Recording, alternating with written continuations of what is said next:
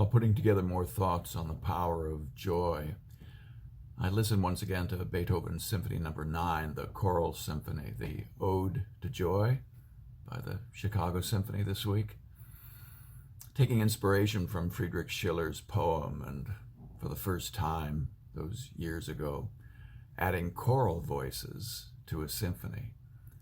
Beethoven soared into the divine presence, taking Schiller's words, "Joy, a spark of fire from heaven."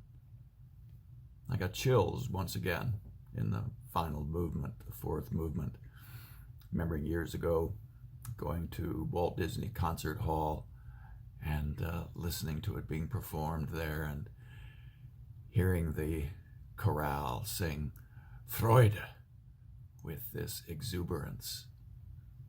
And I heard it again on the Chicago Symphony, the orchestra playing and the timpani thundering and the elated chorus of voices ringing out, Freude, joy.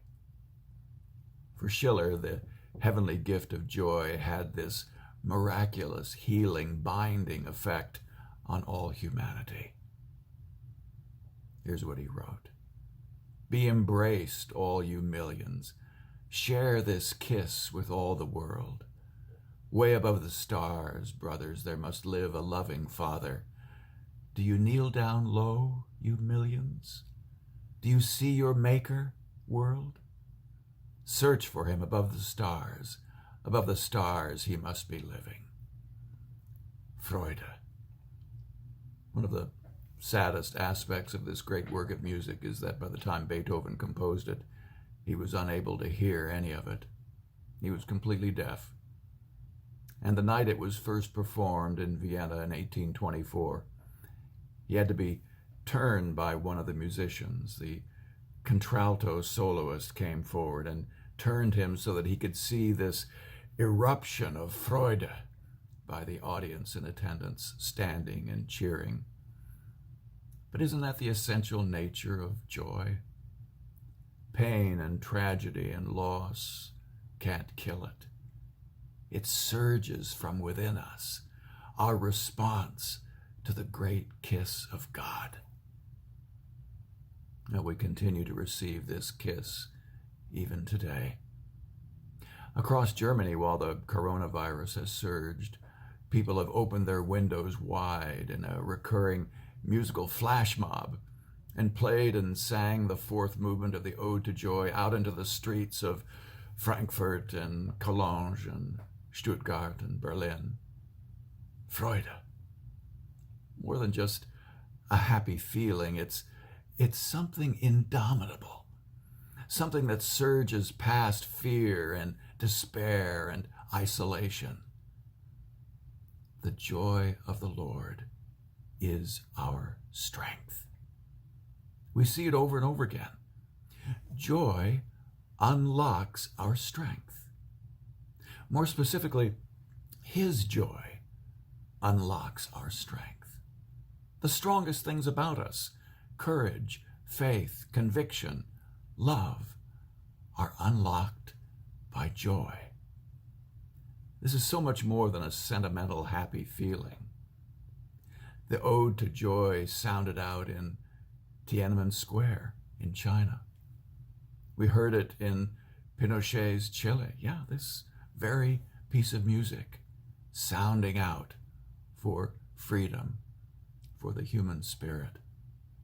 And now around the world it's heard in the face of a pandemic. Freude. Yes, it unlocks our strength. Let me show you more than just tell you about it.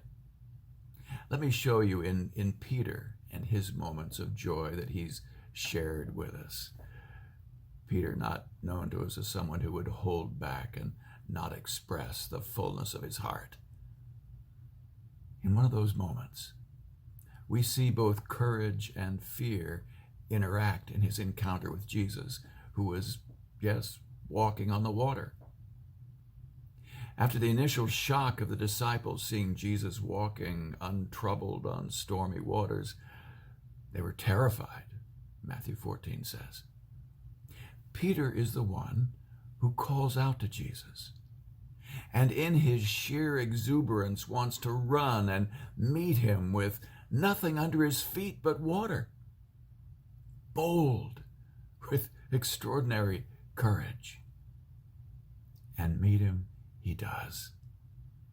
Until, as Matthew 14 records it, he saw the strong wind and the waves and was terrified and began to sink.